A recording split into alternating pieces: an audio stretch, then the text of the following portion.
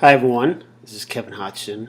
And the other night on Teachers Teaching Teachers, where I was one of the guests, we started kind of talking a little about a book that I had helped edit and put out a couple years ago with two UMass professors, Charlie Moran and Ann Harrington, and which is called Teaching the New Writing.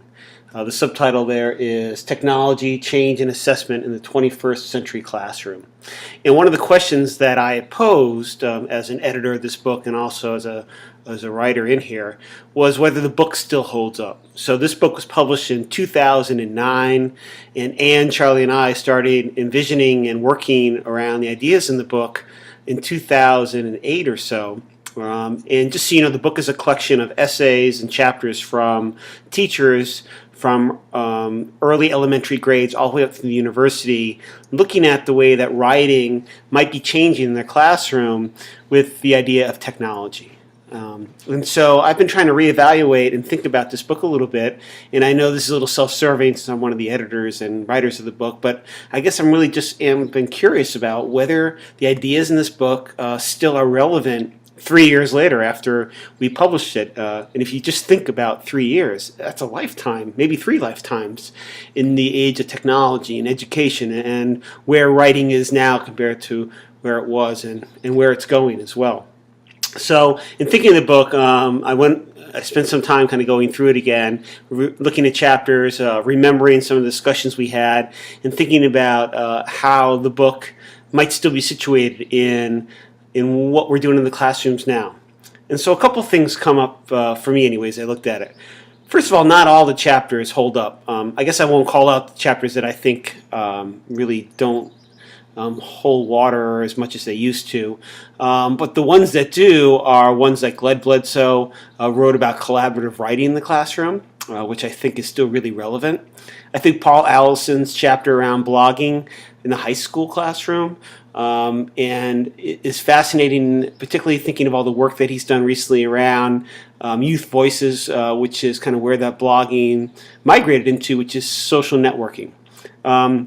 I think also that Dawn Reed's piece with Troy Hicks around podcasting in the classroom has really taken hold, particularly using the This I Believe essays as a mentor text and getting kids to be not just writing and speaking and podcasting, but one of the things that Dawn talks a lot about in hers is how they also use that audio for revision, which I've keep thinking that I'm going to try to use more in my sixth grade classroom, of having them podcast and listen and make revisions. We just haven't kind of quite gotten there yet.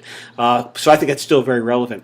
And then also, thinking of the upper level at the university level, there are some really great pieces in here. Peter Kittle's in particular, I think, stands out for me around this idea of multimodal composition and how to work in the idea of video and other kind of media into a traditional essay format that I think still is pretty relevant today. Some of the things that it's missing in here is that most of these projects are computer-based and not web-based. In other words, media projects were done, envisioned by teachers, mostly at the kids' computers, on the desktop. And so much of what's being done now has really started to shift online. There's also, except for Paul Allison, I would say, not so much kind of online social writing space represented in this kind of book.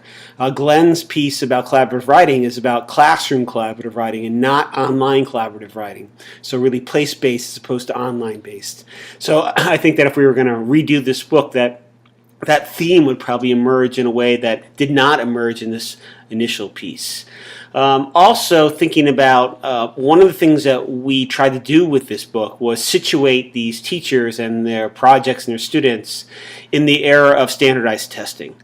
And this is before the Common Core curriculum really kind of came into play. And so I think one of the things that doesn't quite hold as it used to is the idea of the standards and the shifts that are now going on in a lot of states around thinking about writing. And in my view, the way the Common Core kind of opens up some doors that maybe some teachers didn't see there for themselves and their students in the old days of either standards, or if you lived in a state that didn't have any, no standards at all.